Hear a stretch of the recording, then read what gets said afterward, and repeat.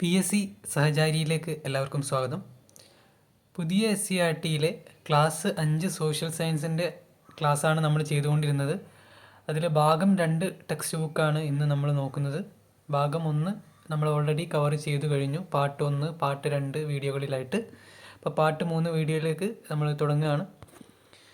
വാഹനം, വഹിച്ചുകൊണ്ട് പോകുന്ന ഉപകരണം എന്നാണ് വാഹനം എന്ന പദത്തിൻ്റെ അർത്ഥം. വാഹനം നമ്മളെപ്പോഴും കേൾക്കുന്നതാണ്, പക്ഷേ അതിൻ്റെ ഒരു അർത്ഥം നമ്മൾ ഇപ്പോൾ അധികം കേട്ടിട്ടുണ്ടാവില്ല. അപ്പം ഇത് ഓപ്ഷൻസിൽ കൺഫ്യൂസിങ് ആയിട്ടുള്ള ഓപ്ഷൻസ് വന്നിട്ടുണ്ടെങ്കിൽ ചിലപ്പോൾ നമ്മൾ കുടുങ്ങിപ്പോവും. അപ്പോൾ ഈ ഒരു അർത്ഥം നമ്മൾ കറക്റ്റായിട്ട് ഓർത്ത് വെക്കുക.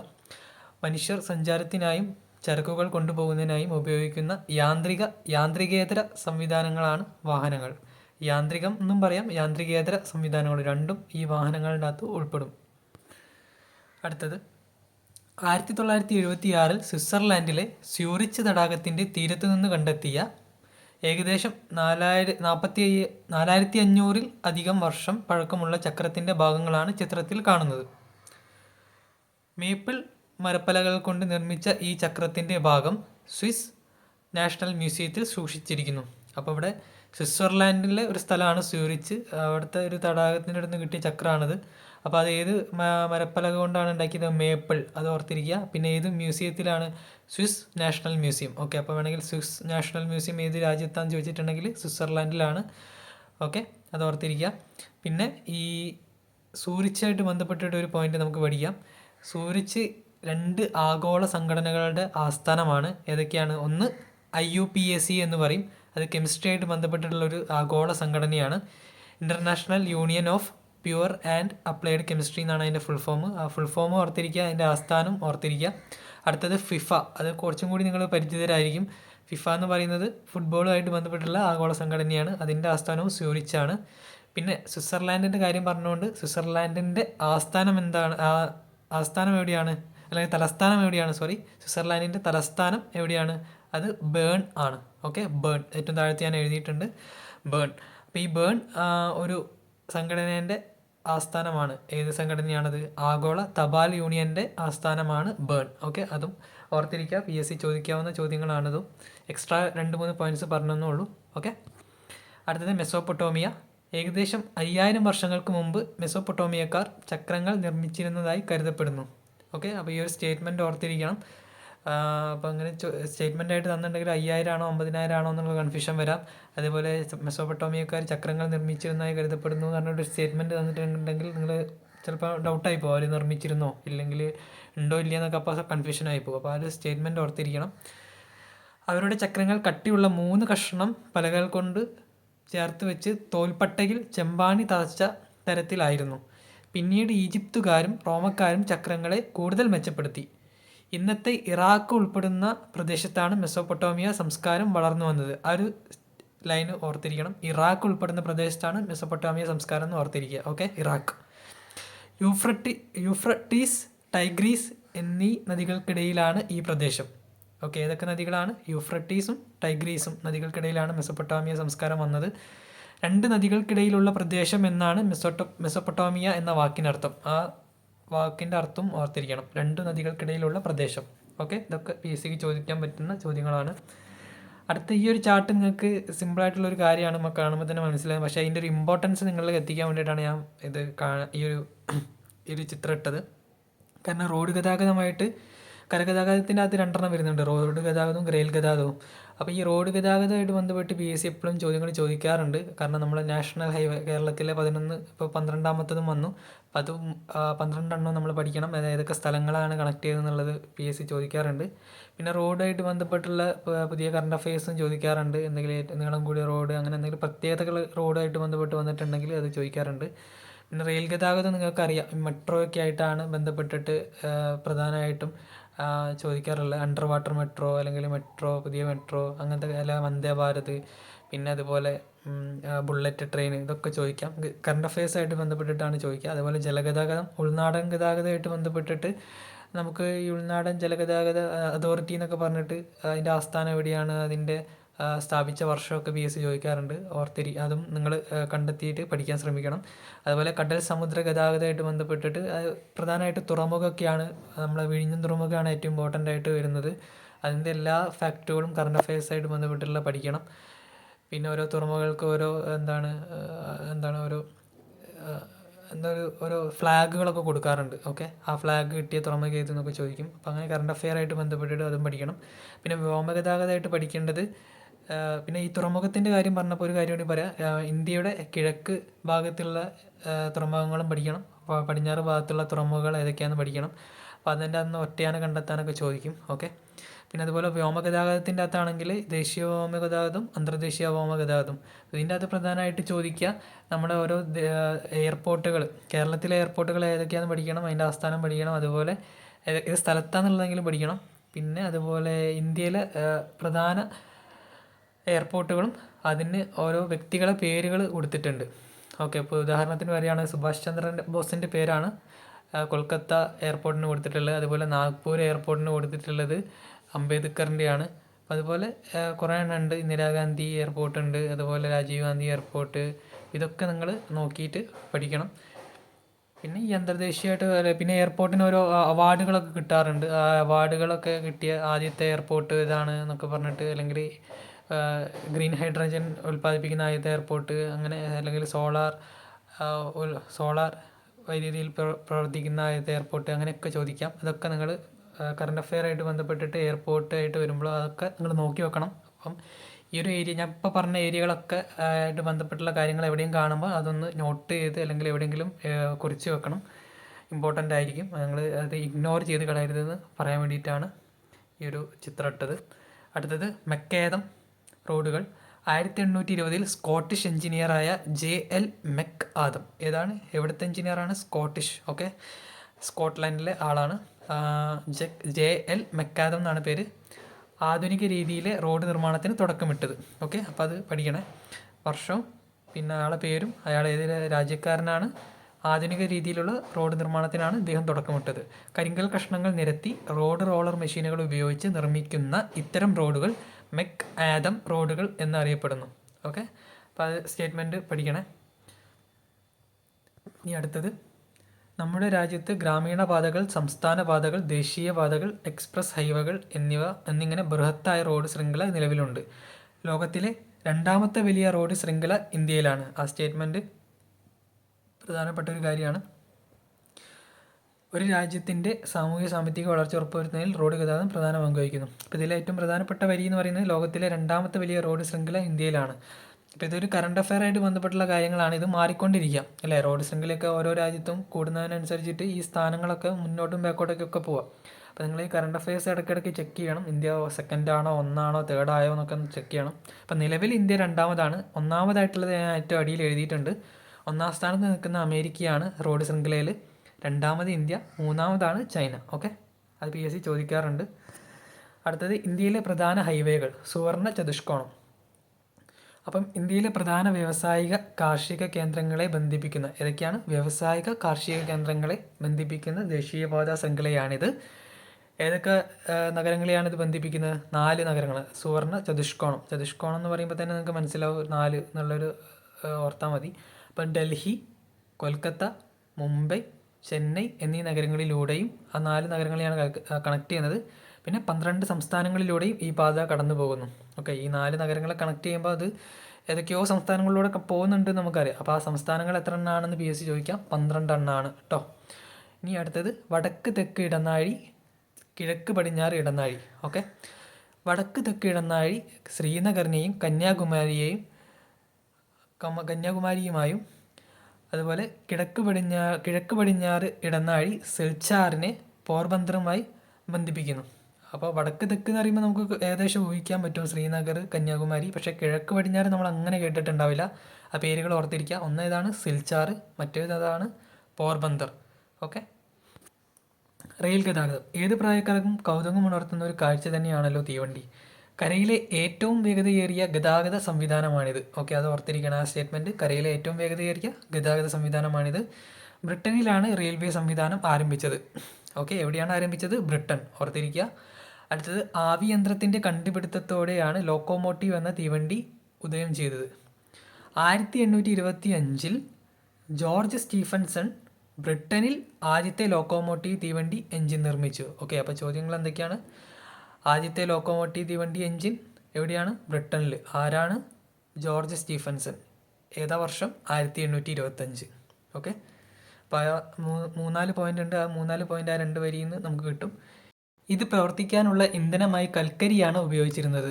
പിൽക്കാലത്ത് സാങ്കേതിക വികാസത്തിൻ്റെ ഫലമായി ഡീസൽ എഞ്ചിനുകളും ഇലക്ട്രിക് എഞ്ചിനുകളും നിലവിൽ വന്നു. അടുത്തത് 1825 ഇംഗ്ലണ്ടിലെ സ്റ്റോക്ടൺ, ഡാർലിംഗ്ടൺ എന്നീ നഗരങ്ങളെ ബന്ധിപ്പിച്ചുകൊണ്ട് ലോകത്തെ ആദ്യത്തെ റെയിൽപാത നിർമ്മിക്കപ്പെട്ടു. അപ്പോൾ വർഷം 1825. എവിടെയാണ്? ഇംഗ്ലണ്ടിലെ ഏതൊക്കെ സ്ഥലങ്ങളെയാണ്? Stockton, Darlington. ഓക്കെ, ലോകത്തെ ആദ്യത്തെ റെയിൽപാത. അപ്പോൾ അത് ഓർത്തിരിക്കണം. ജോർജ് സ്റ്റീഫൻസൺ നിർമ്മിച്ച സ്റ്റീഫൻസൺ റോക്കറ്റ് എന്ന ലോക്കോമോട്ടീവ് ഈ പാതയിലൂടെ ഓടിച്ചുകൊണ്ടാണ് ലോകത്തെ റെയിൽ ഗതാഗതത്തിന് തുടക്കം കുറിച്ചത്. അപ്പോൾ ലോക്കോമോട്ടീവിൻ്റെ തീവണ്ടീൻ്റെ പേര് ഓർത്തിരിക്കുക, സ്റ്റീഫൻസൺ റോക്കറ്റ്. അടുത്തത് ഇന്ത്യയിലെ ആദ്യത്തെ റെയിൽപാത ബോംബെ മുതൽ താനെ വരെ. അതായത് ബോംബെൻ്റെ ഇപ്പോഴത്തെ പേര് മുംബൈ എന്നാണ്. ഓക്കെ, അത്രേ ഉള്ളൂ. അപ്പോൾ അതിൻ്റെ വർഷം കൂടി കൊടുത്തിട്ടുണ്ട് 1853. പക്ഷേ PSC അതിൻ്റെ ഡേറ്റും ചോദിക്കാറുണ്ട്. അപ്പോൾ നമ്മളത് പഠിക്കണം. 1853 ഏപ്രിൽ 16. ഓക്കെ, അടുത്തത് കേരളത്തിലെ ആദ്യത്തെ റെയിൽപാത ബേപ്പൂർ മുതൽ തിരൂർ വരെ. വർഷം 1861. ഇതിൻ്റെയും ഡേറ്റ് PSC ചോദിക്കാറുണ്ട്. നമ്മൾ ആ ഡേറ്റ് പഠിച്ചു വെക്കുക. 1861 മാർച്ച് 12. അടുത്തത് മെട്രോ റെയിൽ.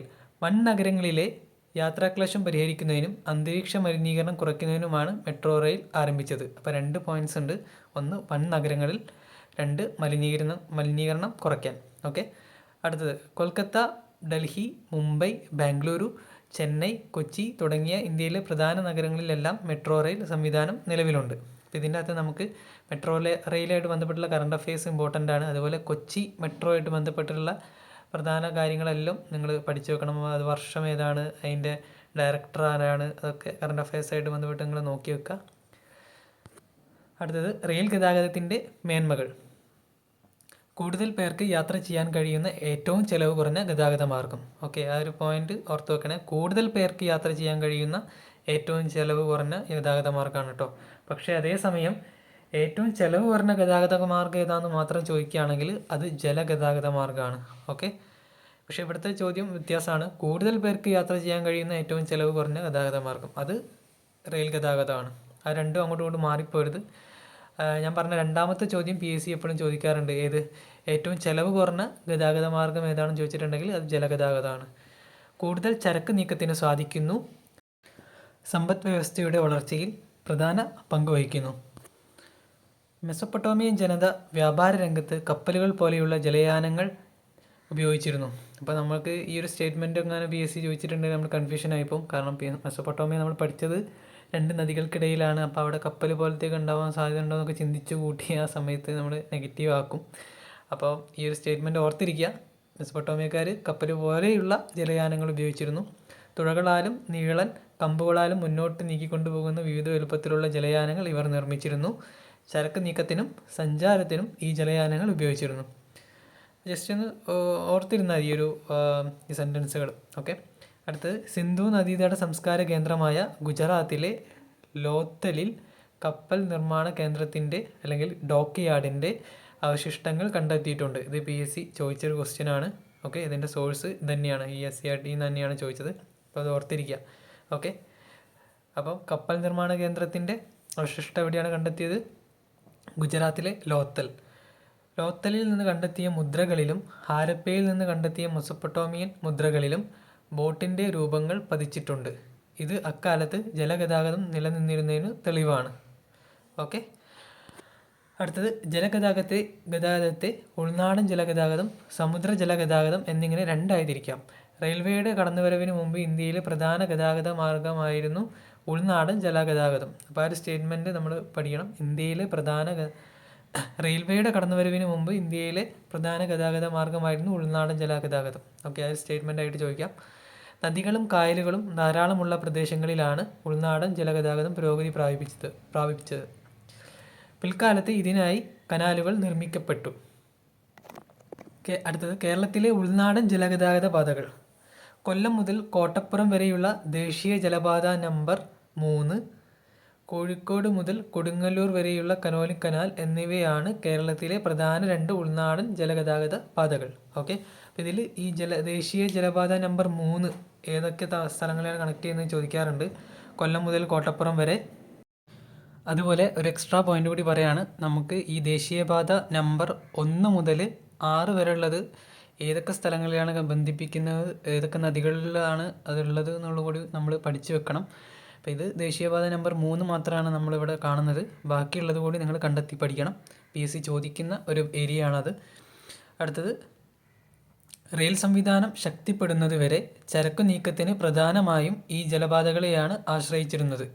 ഓക്കെ, ആ ഒരു സ്റ്റേറ്റ്മെൻറ്റ് ഓർത്തിരിക്കണേ. റെയിൽ സംവിധാനത്തിന് മുന്നേ ഈ ചരക്കു നീക്കത്തിന് പ്രധാനമായിട്ടും ഈ ജലപാതകളെയാണ് ആശ്രയിച്ചിരുന്നത്.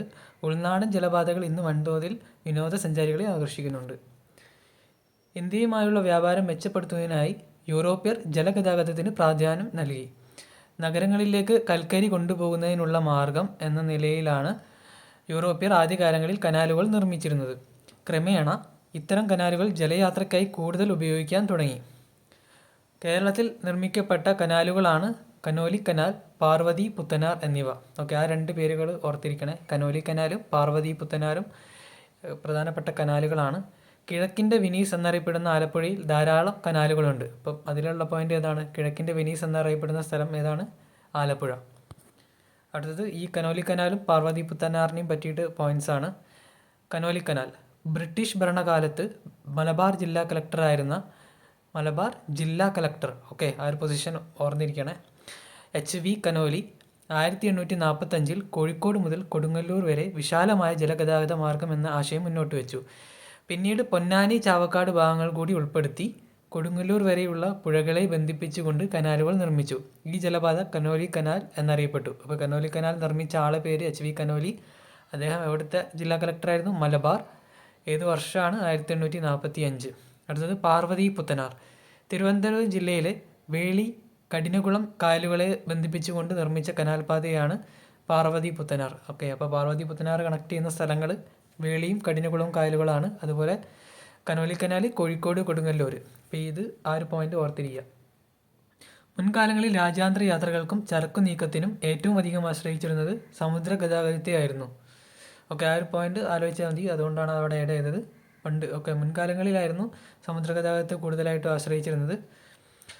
അടുത്ത പോയിന്റിലേക്ക് പോവാം. സമുദ്ര ജലഗതാഗതം സാധ്യമാകുന്നത് തീരദേശ ജലപാതയിലൂടെയും അന്താരാഷ്ട്ര ജലപാതയിലൂടെയുമാണ്. ഓക്കെ, 2 തരം ജലപാതയുള്ള, ഒന്ന് തീരദേശ ജലപാതയും അടുത്തത് അന്താരാഷ്ട്ര ജലപാതയും. രാജ്യത്തിൻ്റെ തീരത്ത് സ്ഥിതി ചെയ്യുന്ന തുറമുഖങ്ങൾക്കിടയിൽ ചരക്കുകളെയും യാത്രക്കാരെയും കൊണ്ടുപോകുന്നത് തീരദേശ ജലപാതകൾ വഴിയാണ്. ഓക്കെ, ആ ഒരു സ്റ്റേറ്റ്മെൻറ്റ് ഓർത്തിരിക്കുക. ചിലപ്പം PSC സ്റ്റേറ്റ്മെൻറ്റായിട്ട് ചോദിക്കാം, കൺഫ്യൂഷൻ ആവരുത്. എന്നാൽ മറ്റു രാജ്യങ്ങളുടെ തുറമുഖങ്ങൾക്കിടയിൽ ചരക്കു നീക്കത്തിനും യാത്രക്കാരെ കൊണ്ടുപോകുന്നതിനും അന്താരാഷ്ട്ര ജലപാതയാണ് ഉപയോഗിക്കുന്നത്. ഈ ജലപാതയിലൂടെയാണ് ഇറക്കുമതിയും കയറ്റുമതിയും പ്രധാനമായും നടക്കുന്നത്. അപ്പം ഇറക്കുമതിയും കയറ്റുമതിയും പ്രധാനമായിട്ട് നടക്കുന്ന ജലപാത ഏതാണെന്ന് ചോദിച്ചാൽ എന്താണ് പറയേണ്ടത്? അന്താരാഷ്ട്ര ജലപാത. ഇനി ജലഗതാഗതത്തിൻ്റെ മേന്മകൾ എന്തൊക്കെയാണ്? താരതമ്യേന ചെലവ് കുറവ്, മലിനീകരണം കുറവ്. അപ്പം ഇതാണ് ഞാൻ നേരത്തെ പറഞ്ഞ PSC എപ്പോഴും ചോദിക്കാനുള്ള ചോദ്യം. ഏറ്റവും ചിലവ് കുറഞ്ഞ ഗതാഗത മാർഗ്ഗം ഏതാണെന്ന് ചോദിച്ചിട്ടുണ്ടെങ്കിൽ അത് ജലഗതാഗതമാണ്. വ്യോമഗതാഗതം. ഫ്രാൻസിലെ ഒരു കടലാസ് ഫാക്ടറി ഉടമയായിരുന്നു ജാക്കിസ് മോണ്ട് ഗോൾഫിയർ. ആ പേര് ഓർത്തിരിക്കുക. നനഞ്ഞ വസ്ത്രം പെട്ടെന്ന് ഉണക്കുന്നതിനായി തൂക്കിയിട്ടിരുന്ന വസ്ത്രത്തിന് താഴെ തീ കൂട്ടി കത്തിക്കുകയായിരുന്നു ജാക്വിസിൻ്റെ ഭാര്യ. ഉണങ്ങാനിട്ടിരുന്ന വസ്ത്രം ആകാശത്തേക്ക് പറന്നുയർന്നത് അദ്ദേഹത്തിന് അതിശയമുളവാക്കി. ആ കാഴ്ച ജാക്വിസിനെ ഏറെ ചിന്തിപ്പിച്ചു. പിന്നീടുള്ള ദിവസങ്ങൾ അദ്ദേഹത്തിന് വിശ്രമം ഉണ്ടായിരുന്നില്ല. തൻ്റെ സഹോദരനായ ജോസഫ് മോണ്ട് ഗോൾഫിയറുമായി ചേർന്ന് ജാക്വിസ് ഒരു കൂറ്റൻ ബലൂൺ ഉണ്ടാക്കി. ചൂടുവായു നിറച്ച ആ ബലൂൺ അവരെ അത്ഭുതപ്പെടുത്തിക്കൊണ്ട് മുകളിലേക്ക് ഉയർന്നു. അതിനുശേഷം ബലൂണിൻ്റെ കീഴ്ഭാഗത്ത് കുട്ട വെച്ച് പിടിപ്പിച്ച് സ്വന്തം വീട്ടിലെ കോഴി, താറാവ് എന്നിവയെ യാത്രക്കാരാക്കി. തുടർന്ന് ജാക്വിസും ജോസഫും ആ ബലൂൺ വാഹനത്തിൽ പാരീസ് നഗരത്തിന് മുകളിലൂടെ അരമണിക്കൂർ പറന്നു. ഓക്കെ, ഇനി അടുത്തത് അവർ സ്ഥലം ഏതൊക്കെയാണ്? ഫ്രാൻസിൽ പാരീസാണ്. പിന്നെ ഫ്രാൻസിലുള്ള ആൾക്കാരാണെന്ന് ഓർത്തിരിക്കുക. അവർ 2 പേരെ സഹോദരങ്ങളെ പേര് ഓർത്തിരിക്കുക. അവർ ഈ കുട്ട വെച്ചിട്ടുള്ള ബലൂണും കുട്ടയും കണക്ട് ചെയ്തിട്ട് ഈ ആദ്യത്തെ വ്യോമഗതാഗതം ഉണ്ടാക്കിയത് ഇവർ 2 പേരാണ്. അങ്ങനെ ചോദിച്ചിട്ടുണ്ടെങ്കിൽ ആ പേരും അവരുടെ സ്ഥലം ഓർത്തിരിക്കുക. ഇനി അടുത്തത് 1783 ഉണ്ടായ ഈ സംഭവമാണ്, ആ വർഷവും ഓർത്തിരിക്കുകയാണ്. ആ കൊട്ടയിൽ അവർ സഞ്ചരിച്ചത് 1783. ഈ സംഭവമാണ് പിന്നീട് ആകാശയാത്രകൾക്ക് തുടക്കമിട്ടത്. ചൂടുവായു നിറച്ച ബലൂണുകളാണ് മനുഷ്യർ ആകാശയാത്രയ്ക്ക് ആദ്യം ഉപയോഗിച്ചിരുന്നത്. ഓർത്തിരിക്കണം, ചൂടുവായു ആണോ അല്ലെങ്കിൽ തണുത്ത വായു ആണോ എന്നൊക്കെ ഓർത്തിരിക്കണം. ഓക്കെ. അതിനുശേഷം സാന്ദ്രത കുറഞ്ഞ വാതകങ്ങൾ വലിയ ബലൂണുകളിൽ നിറച്ച് ആകാശക്കപ്പലുകൾ നിർമ്മിച്ചു. ഓക്കെ. ആകാശക്കപ്പലിൻ്റെ ചിത്രം താഴത്തുണ്ട്. അപ്പോൾ ആകാശക്കപ്പലിൽ ഉപയോഗിക്കുന്ന വാതകം എന്ത് ടൈപ്പാണ്? സാന്ദ്രത കൂടിയതാണോ കുറഞ്ഞതാണോ ചോദിച്ചിട്ടുണ്ടെങ്കിൽ ഏതാണ്? സാന്ദ്രത കുറഞ്ഞത്. ഓക്കെ. തുടർന്ന് വേഗത കുറച്ച് താഴെ എത്താൻ സഹായിക്കുന്ന പാരച്യൂട്ടുകൾ കണ്ടുപിടിച്ചു. എന്നാൽ ഇവയൊന്നും മനുഷ്യർക്ക് സൗകര്യപ്രദമായി നിയന്ത്രിച്ച് ഉപയോഗിക്കാൻ കഴിഞ്ഞില്ല. ഓക്കെ. ആകാശക്കപ്പലിൻ്റെയും പാരച്യൂട്ടിൻ്റെയും ചിത്രമാണത്. ഇനി അടുത്തത്, ഇന്നത്തെ വിമാനത്തിൻ്റെ ആദ്യ രൂപം എന്ന് പറയാവുന്ന തരത്തിൽ വിമാനം നിർമ്മിച്ചത് അമേരിക്കക്കാരായ, എവിടെയുള്ള ആൾക്കാരാണ്? അമേരിക്കക്കാരായ ഓർവിൽ റൈറ്റും വിൽബർ റൈറ്റ് എന്നീ സഹോദരന്മാരാണ്. ഇപ്പം നമ്മൾ ഏറ്റവും കൂടുതൽ കേട്ടിട്ടുള്ള റൈറ്റ് സഹോദരന്മാരാണ് എന്നാണ് ഈ വിമാനം കണ്ടുപിടിച്ചിട്ടുള്ളത്, അല്ലേ? അപ്പോൾ അവരുടെ ശരിക്കുള്ള പേര് ഓർത്ത് വെക്കുക, ഓർവിൽ റൈറ്റ്, വിൽബർ റൈറ്റ്. അവരേത് നാട്ടുകാരാണ്? അമേരിക്ക. ഇവർ നിർമ്മിച്ച വിമാനത്തിൻ്റെ പേര് ഫ്ലെയർ 1 എന്നായിരുന്നു. പേര് ഓർക്കണേ. അതുപോലെ അമേരിക്കയിലെ നോർത്ത് കരോലിനയിൽ നിന്ന് 1903 ഡിസംബർ 17-നാണ് ഫ്ലെയർ 1 പറന്നുയർന്നത്. ഓക്കെ. അപ്പോൾ ഡേറ്റ് പഠിക്കണം. അതേപോലെ നോർത്ത് കരോലിന എന്ന് പറഞ്ഞ സ്ഥലം ഓർത്തിരിക്കുക. ഫ്ലൈറ്റിൻ്റെ പേര് ഓർമ്മിച്ച് വെക്കുക. ഓക്കെ. ഇനി ഫ്ലെയർ 1ൻ്റെ ചിത്രമുണ്ട്, പിന്നെ റൈറ്റ് സഹോദരന്മാരുടെ ചിത്രമുണ്ട്. ഓക്കെ. അടുത്തത്, രാജ്യത്തിനകത്തും പുറത്തും ദീർഘദൂര യാത്രകൾക്കായി വളരെയേറെ പ്രയോജനപ്പെടുന്ന ഒരു യാത്രാമാർഗമാണ് വ്യോമഗതാഗതം. ഏറ്റവും വേഗതയേറിയ ഗതാഗത സംവിധാനവും ഇത് തന്നെയാണ്. ഓക്കെ. അത് ഓർക്കണേ. ഏറ്റവും വേഗതയേറിയ ഗതാഗത സംവിധാനം ഏതാണെന്ന് ചോദിച്ചിട്ടുണ്ടെങ്കിൽ വ്യോമഗതാഗതമാണ്. സൈനിക ആവശ്യങ്ങൾക്കായും വ്യോമഗതാഗത സംവിധാനം ഉപയോഗിക്കുന്നു. അടുത്തത്, ഇന്ത്യയിലെ വ്യോമഗതാഗതം. 20-ാം നൂറ്റാണ്ടിൻ്റെ ആരംഭത്തോടെയാണ് ഇന്ത്യയിൽ വ്യോമഗതാഗതം ആരംഭിച്ചത്. അത് നൂറ്റാണ്ട് ഓർത്തിരിക്കണം. 19-ാം നൂറ്റാണ്ടാണോ 20-ാം നൂറ്റാണ്ടാണോ എന്നൊക്കെ ചോദിക്കാം. ഓക്കെ.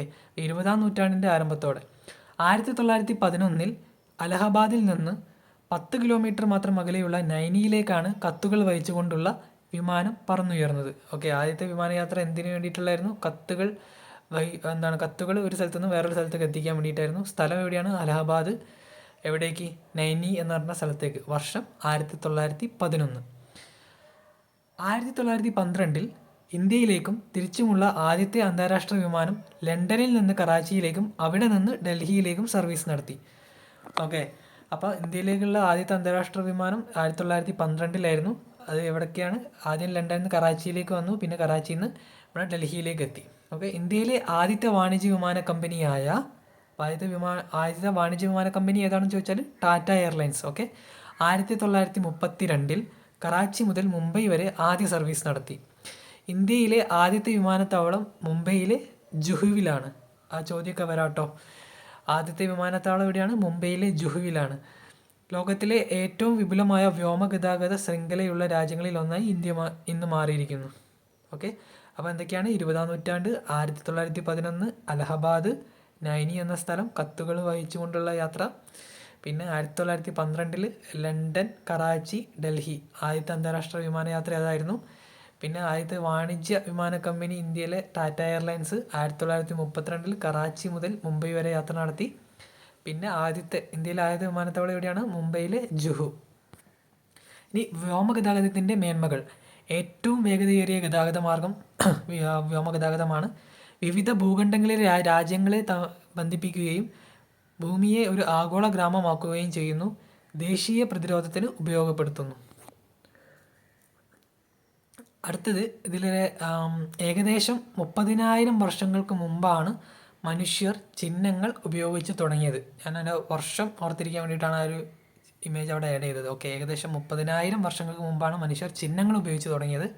അടുത്തത്, ഏകദേശം 5,000 വർഷങ്ങൾക്ക് മുമ്പാണ് മനുഷ്യർ എഴുത്തുവിദ്യ രൂപപ്പെടുത്തിയത് എന്നാണ് നിഗമനം. സുമേറിയക്കാരാണ് ആദ്യമായി എഴുത്തുവിദ്യ വികസിപ്പിച്ചത്. ആരാണെന്ന് ചോദിച്ചിട്ടുണ്ടെങ്കിൽ പറയണം, സുമേറിയക്കാരാണെന്ന് ഓർത്തിരിക്കണേ. ക്യൂണിഫോം എന്ന പേരിൽ ഈ ലിപി അറിയപ്പെട്ടു. അപ്പോൾ ക്യൂണിഫോം എന്ന ലിപി രൂപപ്പെടുത്തിയതാരാണ്? സുമേറിയക്കാർ. അതാണ് ആദ്യത്തെ എഴുത്തുവിദ്യ. ഓക്കെ. ആദ്യത്തെ എഴുത്തുവിദ്യ വെച്ചിട്ടുണ്ടെങ്കിൽ ക്യൂണിഫോം ആണ്. ഇവ കളിമൺ ഫലകങ്ങളിലാണ് എഴുതിയിരുന്നത്. ഓക്കെ. ക്യൂണിഫോം ലിപി എവിടെയാണ് എഴുതിയിരുന്നത് വെച്ചിട്ടുണ്ടെങ്കിൽ, അല്ലെങ്കിൽ ഒരു സ്റ്റേറ്റ്മെൻ്റ് ആയിട്ട് ചോദിക്കാം, ക്യൂണിഫോം ലിപി എഴുതിയിരുന്നത് കളിമൺ ഫലകങ്ങളിലാണ് എന്ന് പറഞ്ഞിട്ടുണ്ടെങ്കിൽ അത് ശരിയെന്ന് പറയണം. ഓക്കെ, ഈജിപ്തിൽ രൂപം കൊണ്ട ലിപിയാണ് ഹൈറോഗ്ലിഫിക്സ്. ഓക്കെ, അതും ഓർത്തിരിക്കണം. ഹൈറോഗ്ലിഫിക്സ് എവിടെയാണ് രൂപം കൊണ്ടത് ചോദിച്ചിട്ടുണ്ടെങ്കിൽ ഈജിപ്താണ്, അല്ലെങ്കിൽ ഈജിപ്തിലെ ലിപി ഏതാണെന്ന് ചോദിച്ചിട്ടുണ്ടെങ്കിൽ ഹൈറോഗ്ലിഫിക്സ് ആണ്. അപ്പോൾ രണ്ടിൻ്റെയും ചിത്രം താഴത്ത് കൊടുത്തിട്ടുണ്ട്, ക്യൂണിഫോം ലിപിയും ഹൈറോഗ്ലിഫിക്സ് ലിപിയും. അടുത്തതൊരു ടേബിളാണ്. ഇതിലത് എഴുതാൻ ഉപയോഗിച്ചിരുന്ന പ്രതലം, അതുപോലെ എഴുതാൻ ഉപയോഗിച്ചിരുന്ന ഉപകരണങ്ങളുമാണ് കാണിക്കുന്നത്. അപ്പോൾ ആദ്യത്തേത് ശില, അതായത് കല്ലിൻ്റെ പ്രതലത്തിലാണ് എഴുതിയിരുന്നത്. അത് എഴുതാൻ ഉപയോഗിച്ചിരുന്നത് കൂർത്ത കല്ലുകളാണ്. അതുപോലെ ചെമ്പ് തകിടിൽ എഴുതാൻ ഉപയോഗിച്ചത് എന്താണ്? ലോഹ എഴുത്താണി വെച്ചിട്ടാണ് ചെമ്പ് തകിടിൽ അവർ എഴുതിയിരുന്നത്. അതുപോലെ താളിയോലയിൽ എങ്ങനെയാണ് അവർ എഴുതിയത്? എഴുത്താണി അല്ലെങ്കിൽ നാരായം ഉപയോഗിച്ചിട്ടാണ് താളിയോലയിൽ പണ്ടുള്ളവർ എഴുതിയിരുന്നത്. അപ്പോൾ ഇതൊക്കെ ഒന്ന് ചേരുംപടി ചേർക്കാനൊക്കെ വരാൻ സാധ്യതയുണ്ട്, ഒന്ന് ഓർത്തിരിക്കുക. അടുത്തത്, അച്ചടി സാങ്കേതിക വിദ്യ കണ്ടുപിടിച്ചത് ചൈനക്കാരാണ്. ആദ്യകാലങ്ങളിൽ അച്ചടി യന്ത്രങ്ങൾ മരക്കട്ടകൾ ഉപയോഗിച്ചാണ് പ്രവർത്തിച്ചിരുന്നത്. അപ്പോൾ ഉടനെ ചോദ്യം വരാനുള്ളത്, അച്ചടി സാങ്കേതിക വിദ്യ ആരാണ് കണ്ടുപിടിച്ചത്? ചൈനക്കാർ. ഓക്കെ, പിന്നീട് ജർമ്മൻകാരനായ ഗുട്ടൻബർഗ് ഇരുമ്പ് ഉപയോഗിച്ചുള്ള അച്ചടി യന്ത്രം കണ്ടുപിടിച്ചു. ഓക്കെ, ഇരുമ്പ് ഉപയോഗിച്ചുള്ള അച്ചടി യന്ത്രം കണ്ടുപിടിച്ചത് ആരാണ്? ജർമ്മൻകാരനായ ഗുട്ടൻബർഗ്. ഓക്കെ, ജർമ്മൻകാരൻ എന്നുള്ള കാര്യം കൂടി ഓർത്തിരിക്കണേ. അച്ചടിയുടെ വരവോടെ ആശയങ്ങളും വാർത്തകളും വേഗത്തിൽ പ്രചരിക്കാൻ തുടങ്ങി.